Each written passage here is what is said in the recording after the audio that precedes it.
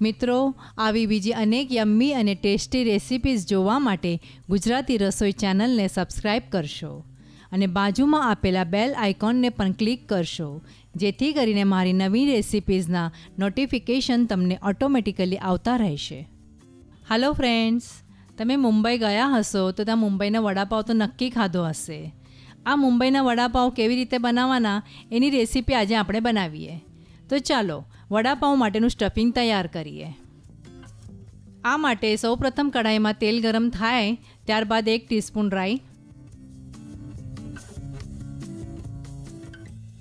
1/2 teaspoon હિંગ, 10 થી 12 લીલો લીમડો,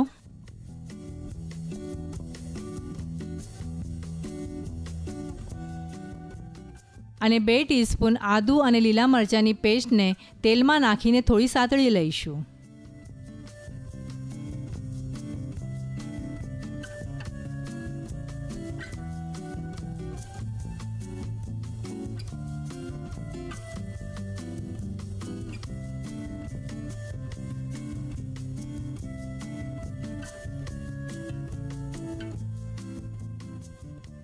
હવે એમાં 1/2 ટીસ્પૂન હળદર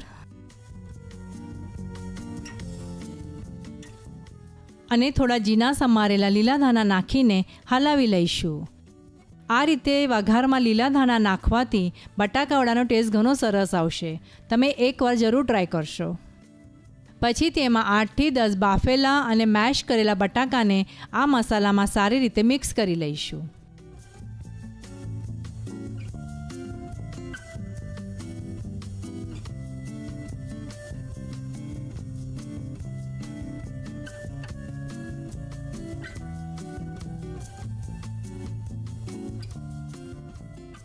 સ્વાદ પ્રમાણે મીઠું,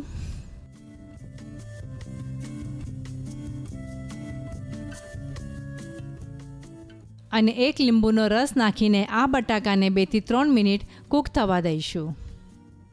આ સ્ટફિંગ બનાવતી વખતે કઢાઈને ઢાંકણ નથી લગાવવાનું.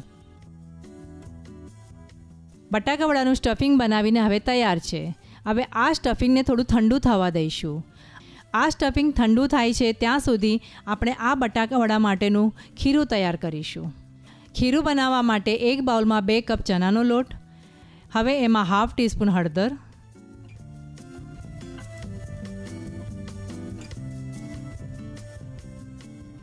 1 ટીસ્પૂન લાલ મરચું અને સ્વાદ પ્રમાણે મીઠું નાખીને થોડું હલાવી લઈશું.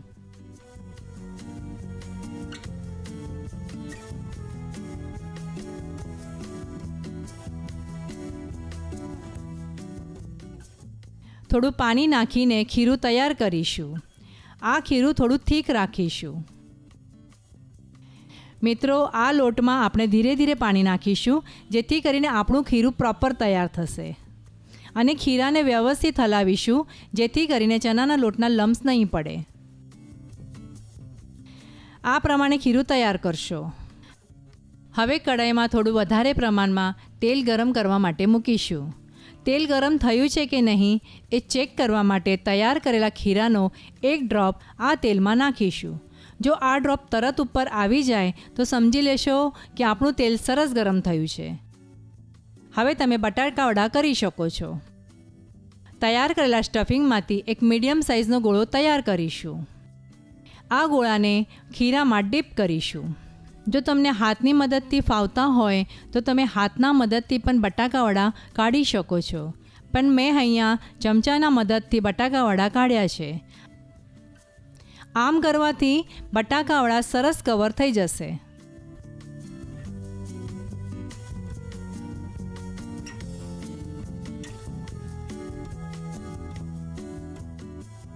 બટાકાવડા તળતી વખતે ગેસની ફ્લેમ મીડિયમ રાખીશું.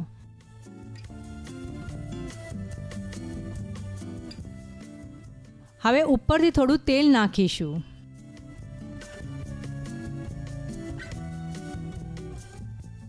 હવે નીચેની બાજુ પલટાવીને બીજી બાજુથી પણ બટાકાવડા તળવા દઈશું. મિત્રો, હવે આપણા બટાકાવડા સરસ તળાઈને તૈયાર થઈ ગયા છે. હવે એને આપણે એક સર્વિંગ બાઉલમાં કાઢી લઈશું. હવે આપણે પાવ લઈને છરીની મદદથી વચ્ચેથી કાપી લઈશું. પાવની બંને બાજુ પર બટર વ્યવસ્થિત સ્પ્રેડ કરી દઈશું. પાવની એક બાજુ પર લીલી ચટણી લગાવી દઈશું. મિત્રો, તમને જો આ લીલી ચટણીની રેસીપી જોવી હોય ને તો મેં ગુજરાતી રસોઈ ચેનલ પર એની રેસીપી અપલોડ કરેલી છે. એની લિંક નીચે ડિસ્ક્રિપ્શન બોક્સમાં આપેલી છે, તો તમે આરામથી જોઈ શકો છો. હવે એના ઉપર એક વડો મૂકી દઈશું અને ઉપરથી લાલ ચટણી નાખીશું.